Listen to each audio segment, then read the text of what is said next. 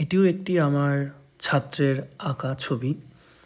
তো সেই ছবিটিকে আমি একটু ঠিক করে দিই যাতে ওদেরও শেখা হয়ে যায় এবং পাশাপাশি কাজটাও ভালো হয়।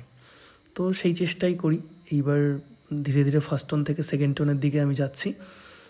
তারপর হালকা হালকা করে কালারটাকে চাপিয়ে একটু আলো ছায়াটা একটু বার করার চেষ্টা করি, করে ওদেরকে বোঝানোর চেষ্টা করি এবং ওদেরকে কালার কীভাবে মেশাতে হয় সেই জিনিসগুলো একটু একটু করে দেখিয়ে দিই। কিছু কিছু জায়গা ওরা ছেড়ে যায়, সেগুলোও ফিল করে দিই।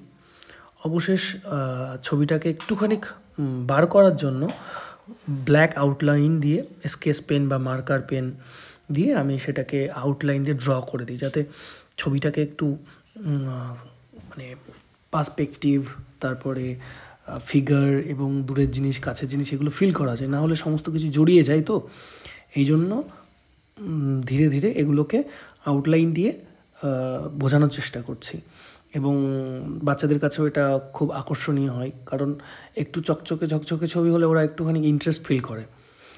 এই যে অবশেষ এটি কমপ্লিট হয়ে গেছে ছবিটি।